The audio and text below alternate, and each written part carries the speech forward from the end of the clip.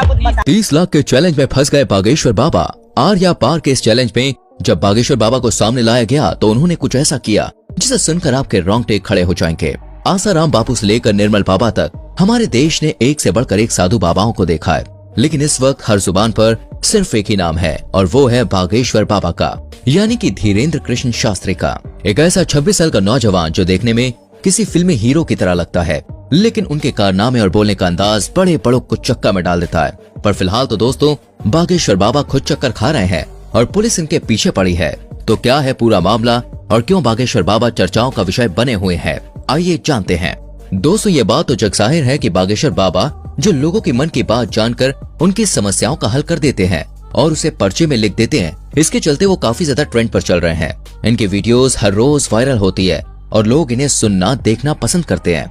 लेकिन वो कहते हैं ना, मीठा ज्यादा हो तो चींटियां लगने ही लगती हैं, और ऐसा ही कुछ हाल बागेश्वर बाबा के साथ भी है। तभी तो अलग अलग क्षेत्रों से लोग इन्हें बदनाम करने के लिए सामने आ रहे हैं कि क्या ये बाबा लोग वास्तविक हैं? कुछ इन्हें खुला चैलेंज कर रहे हैं तो कुछ इनकी विद्या पर शक कर रहे हैं, फर्जी हैं, धोखेबाज हैं। अभी एक टीवी शो के दौरान माइंड रीड करने वाली सुहानी ने कहा कि धीरेन्द्र शास्त्री अगर हमारी तरह दिमाग पढ़ते हैं तो इसमें कोई बुराई नहीं है, लेकिन इस कला को भगवान की कृपा कहकर लोगों के बीच अंधविश्वास फैलाना ये बहुत गलत है। और बात यहीं पे खत्म नहीं होती है। महाराष्ट्र में अपने एक कार्यक्रम के दौरान जब धीरेन्द्र शास्त्री नागपुर पहुंचे तो वहां की कमेटी ने इनके ऊपर अंधविश्वास फैलाने का आरोप लगाया और खुलेआम ये चैलेंज किया कि आप जो जादू और चमत्कार लोगों के सामने अपने धाम में दिखाते हैं वही चमत्कार आप हमारे सामने दिखाइए। अगर आप सही हुए तो आपको हम 30 लाख रुपए देंगे। अच्छा। लेकिन कमेटी वालों का कहना है कि धीरेन्द्र शास्त्री इस चैलेंज से इतना ज्यादा डर गए हैं कि वो वापस लौट गए। इसके बाद महाराष्ट्र की उस कमेटी के श्याम मानव ने धीरेन्द्र शास्त्री के खिलाफ पुलिस कार्रवाई की मांग की और कहा कि पुलिस अगर कार्रवाई नहीं करेगी तो वो लोग आंदोलन करेंगे, क्योंकि महाराष्ट्र के कानून में अंधविश्वास फैलाना बहुत ही बड़ा जुर्म माना जाता है, जिसके तहत धीरेन्द्र शास्त्री को गिरफ्तार किया जाना चाहिए। धीरे धीरे महाराष्ट्र के नागपुर से निकली ये बात पूरे भारत में फैल गई, जिसके बारे में कई सारे लोग धीरेन्द्र शास्त्री से सवाल जवाब करने लगे, जिसके जवाब में बागेश्वर धाम सरकार ने कहा है हम बीच में कथा छोड़कर भागे, ये बोलना बंद कर दें। लेकिन लोग विश्वास क्यों करेंगे? भारत में साधु महात्माओं की इज्जत का ऐसा फालूदा हुआ है कि चाहकर भी धीरेन्द्र शास्त्री पर विश्वास नहीं कर पा रहा था कोई। बड़ी बड़ी मीडिया कंपनी लगातार उनके चमत्कारों पर सवाल उठा रही थी और इन्हीं सारी चीजों से तंग आकर एक दिन बागेश्वर धाम सरकार ने सभी को अपने दरबार में बुलाया और कहा कि मैं नहीं बताऊंगा कि किसकी अर्जी लगी है, आप लोग खुद अपने लोगों को खड़ा करिएगा और मैं उनकी परेशानियां और उनके मन की बात पहले से ही कागज पर लिख दूंगा और आप जिसको बहन जी लेकर आएंगे उसी का पर्चा ये निकलेगा। और जब ये चीज हुई तो हर कोई देखता रह गया, क्योंकि बागेश्वर धाम सरकार ने वाकई में सारी सच्चाई पहले से ही लिख रखी थी। बिल्कुल सही है, बिल्कुल सही। किसी को यहाँ बताया था? नहीं, मैंने। ये सब कुछ देखने के बाद लोगों की बोलती बंद हो गई, लेकिन बागेश्वर धाम सरकार के ऊपर उठने वाले सवालों का सिलसिला अभी खत्म नहीं हुआ। इनकी कही हर एक बात को लोग विवाद बनाकर खड़ा कर देते हैं और ये बात सच भी है। आज बागेश्वर धाम सरकार इतना बड़ा नाम बन चुका है कि जो कोई भी इनका नाम लेता है वो खुद ही फेमस हो जाता है।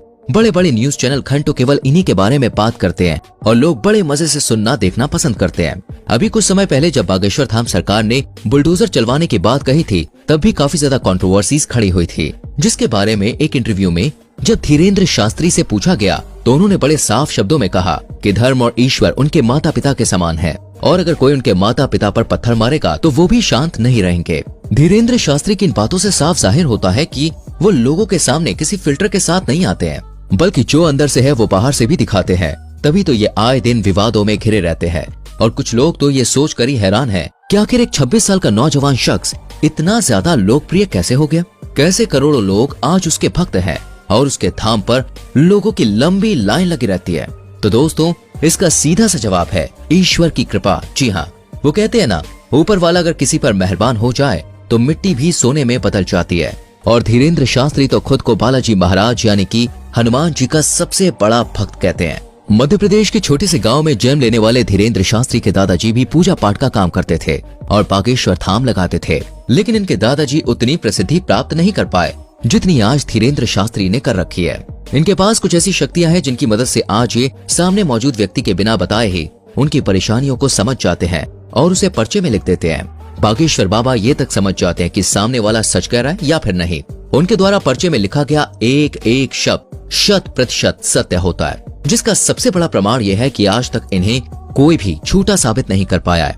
मीडिया से लेकर पुलिस वालों तक लोगों ने इनके खिलाफ खूब बातें की, लेकिन उन बातों को साबित करने की हिम्मत आज तक किसी में नहीं हुई। असल में होता यह है कि जिस किसी भी शख्स की अर्जी को बालाजी सरकार स्वीकार कर लेते हैं, उस व्यक्ति को या तो उसके परिवार के किसी भी व्यक्ति को लगातार 2 दिन सपने में बंदर नजर आते हैं। और ये कोई कही सुनी बात नहीं है दोस्तों, बल्कि जितने भी लोग अर्जी लगाने आते हैं उन्होंने खुद इस बात को स्वीकार किया है। लेकिन अब मीडिया वाले कहाँ लोग कि भाई बात मानेंगे, उन्हें तो हर चीज का सबूत चाहिए होता है। इसलिए कई सारे मीडिया हाउस वाले बागेश्वर बाबा के दरबार में भक्त बनकर भीड़ में इकट्ठा हो जाते हैं, ताकि देख सकें कि धाम के अंदर असल में होता क्या है। लेकिन चमत्कार देखिए, जब जब मीडिया वाले दरबार में आए तब तब बाबा उन्हें पहचान लेते हैं और उनकी पोल सभी के सामने खोल कर रख देते हैं। ये सब कुछ देखने के बाद मीडिया वाले भी बाबा के सामने घुटने टेक देते हैं और चुपचाप वहाँ से 9-2-11 हो जाते हैं। ये चीज 1-2 नहीं बल्कि सैकड़ों बार बागेश्वर धाम सरकार के दरबार में हो चुकी है। बागेश्वर धाम एकमात्र ऐसा धाम है जिसने साइंस और टेक्नोलॉजी के भी होश उड़ा कर रख दिए हैं और लोग अभी भी सोचने पर मजबूर हैं कि आखिर ये सब कैसे हो सकता है। क्योंकि अगर धीरेन्द्र शास्त्री से पूछा जाए तो वो साफ कहते हैं कि ये सब कुछ उनके दादाजी और हनुमान जी की कृपा की बदौलत है। ईश्वर उन्हें शक्तियाँ देते हैं जिससे वो लोग के मन की बात को समझ जाते हैं और उन्हें दूर कर पाते हैं। और ये सब कुछ अचानक से नहीं हुआ, बल्कि दोस्तों इन शक्तियों को प्राप्त करने के लिए धीरेन्द्र शास्त्री ने सालों तक हनुमान जी की तपस्या करी। 12 साल की उम्र से ही धीरेन्द्र शास्त्री बालाजी के ध्यान में लग गए और उनकी सेवा करने लगे, जबकि पूजा पाठ के कामों में वो बचपन से ही लगे रहते थे। आज ये उस स्तर पर पहुंच गए हैं जहां इन्हें हर लोगों के मन की बात को समझने में बिल्कुल भी समय नहीं लगता। ये जो कुछ भी कह देते हैं वो पत्थर की लकीर हो जाता है, जिसका सच होना तय है। और इसका कई बार उदाहरण भी देखा जा चुका है। हालांकि अगर हम बागेश्वर धाम की बात करें तो दोस्तों इसका इतिहास बहुत पुराना है। लोगों की मान्यताओं के अनुसार बागेश्वर धाम मंदिर चंदेल कालीन युग का है। सन 1986 में ग्राम वासियों के द्वारा मंदिर का निर्माण किया गया था। उसी दौरान ग्राम गढ़ा में बाबा सेतु लालगढ़ चित्रकूट से दीक्षा लेकर अपने गांव के प्राचीन कालीन मंदिर पहुंचे। पहले तो इन्होंने राम कथा करी और फिर ये झाड़ फूक का भी काम करने लगे। लोगों के अंदर मौजूद बुरी शक्तियों को अपनी एक फटकार से ये भगा दिया करते। लोगों का कहना है कि जो कोई भी भूत प्रेत की शिकायत लेकर उनके दरबार में जाता था वो हमेशा हमेशा के लिए ठीक हो जाता था और इसी वजह से बागेश्वर धाम लोकप्रिय होता चला गया। और आज बागेश्वर धाम के प्रमुख कथावाचक धीरेन्द्र कृष्ण गर्ग जो बहुत लंबे समय से झाड़ फूक और कथाएं कर रहे हैं, अब सोशल मीडिया के दौर में इनकी लोकप्रियता बहुत बढ़ रही है। तभी तो लोग इन्हें बागेश्वर महाराज के साथ साथ चमत्कारी महाराज के नाम से भी जानते हैं। वर्तमान समय में धीरेन्द्र कृष्ण सरकार मध्य प्रदेश में ही अपना दरबार लगाते हैं और लोगों की समस्याओं का समाधान करते हैं। बागेश्वर धाम महाराज ने बचपन से ही रामायण और महाभारत जैसे महाकाव्यों का अध्ययन किया था। अपने दादाजी के साथ पूजा पाठ करने के अलावा इन्होंने वृंदावन में भी काफी लंबा समय गुजारा है। साथ ही साथ उन्होंने अपनी प्रारंभिक पढ़ाई को भी पूरा किया है। इनका कथा बोलने का अंदाज काफी ज्यादा निराला है, जिसे सुनकर लोगों की आंखों से आंसू निकल आते हैं। लेकिन हर मंगलवार को लगने वाला दिव्य दरबार सबसे ज्यादा प्रसिद्ध है। बाकी आपका इनके बारे में क्या विचार है, कमेंट में हमें जरूर बताएं।